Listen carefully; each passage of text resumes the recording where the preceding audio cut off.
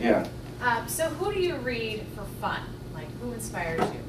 Who inspires me? Well, I'm somebody that, like, when I get in bed at night, I'm out. So, like, reading at night doesn't work for me, other than, like, a sentence. So that I find is, like, not enough. So it's mostly in the car, something on books on tape. And actually, the most recent one I listened to, and usually I listen to the abridged ones, but I got the unabridged version of the Googled, the book about Google. And it was really good. I mean, it was fascinating. Anybody? Yeah. And what it shows is that Google, I believe, was built from the heart, and it was because there were key people that protected the from the heart element of Google and made that possible, especially Bill Campbell, who I intend to meet someday. I thought it was really a great story. Wayne Dyer, Power of Intention, that was a big part of my getting into intention. His book, Power of Intention, then a book called Inspiration, and there's another book called Making the Shift. He's really good. And he's especially good on audio because he reads it, it's all him, and I think you get a lot of voice, a lot of intention through the voice. Yeah. What ideas do you have about incorporating the passion and the desires of your people into your intentions? I mean, it's great to think that you know what your people want and need. Right. How do you actually do that? How do you do that? Yeah. Well, one way is talks like this. Another way, what I'm really thinking is building an iPhone, iPad app.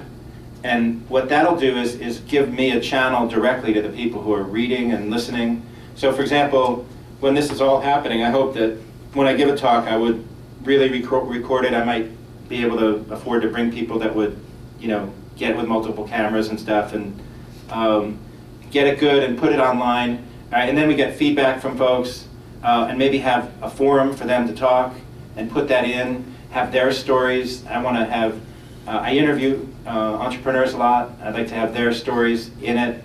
So I'd love to have it be very interactive. And I'd like the tools to support that. So I'm also working on a blog. That can help too, that way. I was thinking more in terms of if you're a founder building something from the heart, how do you actually know that your intention is something that your people really want? How do you build that link between what your people really need and what your intention is? Well, okay. Yeah, well, see, I think that what happens is that occurred when the invention occurred. So,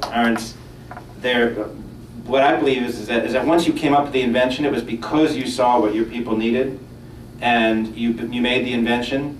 And sometimes what will turn out, I think very often, that the initial invention is actually not the best one.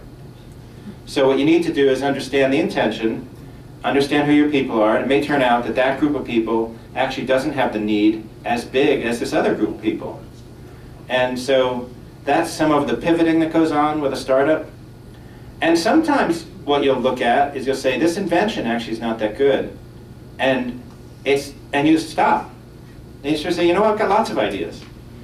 One of the really great things sometimes to do with a startup is to stop it.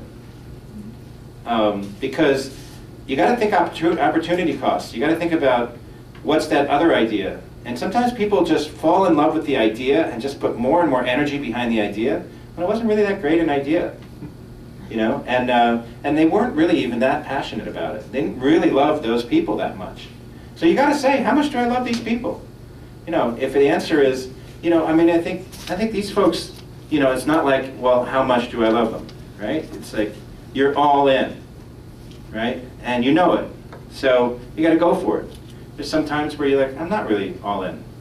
You got to think about that. Yeah. How are you measuring success? How do I measure success? I measure success based on what intention flow. So the way I look at it is, intention flow is the energy comes from the intention, and is it flowing to your people? Or basically, how much are you helping your people? So if her thing about inner city schools, I would measure how much is she helping her inner city school kids. Now, how we measure that could be, but I would ask her, how would you measure it? From the heart. So like, she might say, the way I measure it is, I mean, this may sound sort of ridiculously simple, but you ask the kids, how much do you love school on a scale of 1 to 10?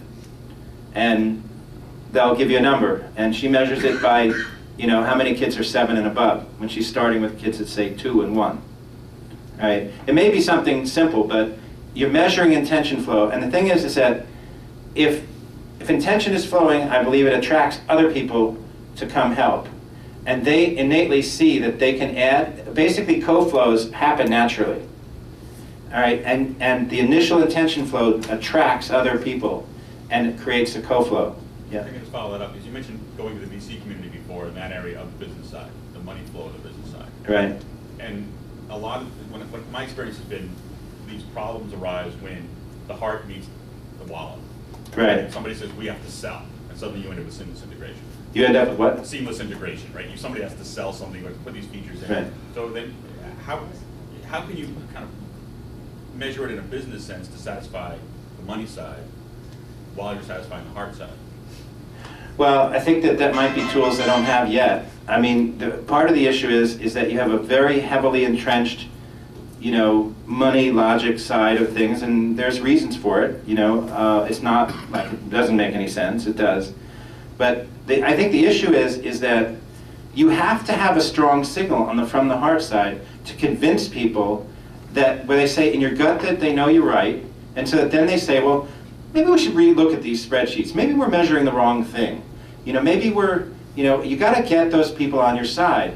If you go and you're butting heads with a set of numbers or whatever, and you get somebody who's a VC and they're in a powerful position on your board, and they don't get it, you know, my goal is to educate the VCs and have them be part of the co-flow. I would argue that at Google, they were part of the co-flow. You know, and that's why it worked. So the issue is, over time, is to get, and my belief is that if you do these co-flows, you're going to get a strong economy. This is how you build, this is how we get out of our debt crisis, is by creating value, right? Not by sort of moving value around and sort of making, you know, we're not going to make intention default swaps. I don't think so. So I think we're done. Thank you for coming.